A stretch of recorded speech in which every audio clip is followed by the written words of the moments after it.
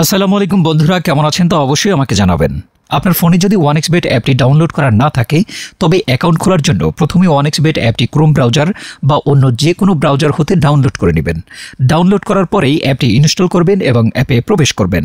উপরে দেখতে পাচ্ছেন লগ ইন এবং রেজিস্ট্রেশন দুটি অপশন দেওয়া আছে। এখান থেকে রেজিস্ট্রেশন অপশনে ক্লিক করবেন।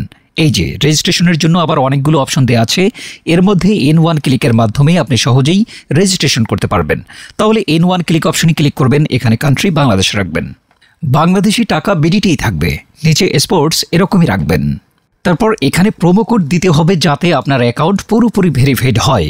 প্রোমো কোডের এই ঘরে লিখবেন B33B। হ্যাঁ, আবার বলছি B33B। এই প্রোমো কোডটি দিলেই আপনি বিভিন্ন পেমেন্ট মেথডের মাধ্যমে 24 ঘন্টায় ডিপোজিট ও উইথড্র করতে পারবেন। প্রতি সপ্তাহেই বোনাস সহ অ্যাকাউন্ট খোলার সাথে সাথেই 100% বোনাস পাবেন। এখানে B33B এই প্রোমো কোডটিই লিখবেন। কোনোভাবে ভুল করলেই আপনার অ্যাকাউন্ট পুরোপুরি ভেরিফাইড হবে না। প্রোমো কোড দেওয়ার পর নিচের এই খালি ঘরটিতে টিক দিয়ে এই সবুজ বাটনে ক্লিক করবেন। আপনার সামনে যদি এরকম রোবট ভেরিফিকেশন চায় তবে তা সফলভাবে করে নেবেন। তারপর কিছুক্ষণ অপেক্ষা করলে দেখবেন আপনাকে ইউজার আইডি আর পাসওয়ার্ড দিয়ে দিয়েছে। এই ইউজার আইডি আর পাসওয়ার্ডের অবশ্যই স্ক্রিনশট নেবেন অথবা অন্য কোথাও লিখে রাখবেন। এগুলো খুব যত্ন সহকারে সংরক্ষণ করে রাখবেন। তারপরে নেক্সট বাটনে ক্লিক করে লগ ইন অপশনে ক্লিক করে অ্যাকাউন্টে লগ ইন করবেন। এখন অ্যাকাউন্ট ভেরিফাইয়ের পালা। এজন্য নিচে মেনু বাটনে ক্লিক করে উপরে ইউজার আইডিতে ক্লিক করলে এরকম একটি পেজ আসবে। এখান থেকে আপনার জাতীয় পরিচয়পত্র ও মোবাইল নাম্বার ভেরিফাই করে নিতে হবে। এই যে দেখতে পাচ্ছেন ফোন নাম্বার লিঙ্কেই ক্লিক করবেন। তারপর আপনার ফোন নাম্বারটি এখানে বসাবেন, অবশ্য 0 ছাড়া বসাবেন, কারণ এখানে 0 দেয়া আছে। আপনারা যদি আগে 1xBet অ্যাকাউন্টে একই ফোন নাম্বার দিয়ে খুলে থাকেন তাহলে একই নাম্বার দিয়ে অ্যাকাউন্ট খুলতে পারবেন না, তাতে নতুন একটা ফোন নাম্বার লাগবে। ফোন নাম্বার বসানোর পর নেক্সট অপশনে ক্লিক করে সেন্ড কোডে ক্লিক করবেন। দেখবেন আপনার ফোন নাম্বারে একটি কোড আসবে। ওই কোডটি এখানে বসিয়ে নিচে কনফার্ম অপশনে ক্লিক করে দেবেন। এই যে দেখতে পাচ্ছেন আমাদের ফোন নাম্বারটি অ্যাক্টিভ হয়ে গেছে। এখন এন্টার ডিটেলস এখানে একটা ক্লিক করবেন। এখানে আপনার জাতীয় পরিচয়পত্রের তথ্যের সাথে মিল রেখে সব তথ্য পূরণ করবেন। এখানে আপনার নামের প্রথম অংশটি লিখবেন, তারপর এখানে আপনার নামের শেষ অংশটি লিখবেন, তারপর এখানে আপনার জন্ম তারিখটি লিখবেন। প্রথমে সাল, তারপর মাস ও তারিখ লিখবেন। প্লেস অফ বার্থ অর্থাৎ আপনি কোথায় জন্মগ্রহণ করেছেন তা লিখবেন। তারপর রিজিয়নে সিলেক্ট করে এখান থেকে বাংলাদেশ সিলেক্ট করবেন। তারপর সিটিতে ঢাকা, রেসিডেন্স অ্যাড্রেসে আপনার জেলাটি লিখে দেবেন। ডকুমেন্ট টাইপ সিলেক্ট করে এখান থেকে ন্যাশনাল আইডি কার্ড সিলেক্ট করবেন। এখানে সিরিজের ঘরে 1 লিখে দেবেন। ডকুমেন্ট নাম্বারের এখানে আপনার এনআইডি কার্ডের নাম্বারটি বসাবেন।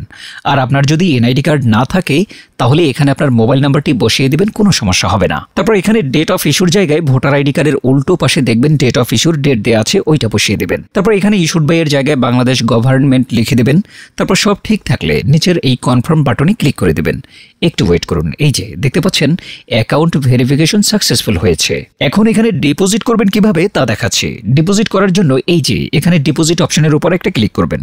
তারপর আপনার সামনে এরকম একটা পেজ আসবে। এখানে দেখতে পাচ্ছেন বিভিন্ন পেমেন্ট মেথড রয়েছে যার মাধ্যমে আপনি খুব সহজেই ডিপোজিট করতে পারবেন। তো আমি আপনাদের দেখিয়ে দিচ্ছি কিভাবে এই পেমেন্ট মেথডের মাধ্যমে ডিপোজিট করবেন। তো বন্ধুরা, এই পেমেন্ট মেথডের উপরে একটা ক্লিক করবেন। ক্লিক করার পরে প্রথমে এখানে দেখতে পাচ্ছেন মিনিমাম 300 টাকা ডিপোজিট করতে পারবেন, মানে এখানে সর্বনিম্ন 300 থেকে যত ক্যাশ আউট করা যায় তত টাকাই ডিপোজিট করতে পারবেন। এখানে দেখতে পাচ্ছেন তারা একটি এই পেমেন্ট মেথডের এজেন্ট নাম্বার দিয়ে রেখেছে। এই এজেন্ট নাম্বারেই আপনাকে ক্যাশ আউট করতে হবে। তো আমি এই নাম্বারটি কপি করে চলে যাব এই পেমেন্ট মেথডের ক্যাশ আউট অপশনে। তো বন্ধুরা দেখতে পাচ্ছেন আমাদের ক্যাশ আউট সফল হয়েছে। এখানে দেখতে পাচ্ছেন ক্যাশ আউট করার পর তারা আমাদের একটা ট্রানজ্যাকশন আইডি দিয়েছে। এখান থেকে এই ট্রানজ্যাকশন আইডিটি কপি করে চলে যাবেন সেই আগের অপশনে। যাওয়ার পর এই যে উপরে আপনি যত টাকা ক্যাশ আউট করেছিলেন তা লিখবেন। তো আমি যেহেতু 4500 টাকা করেছি তাই 4500 টাকাই লিখলাম।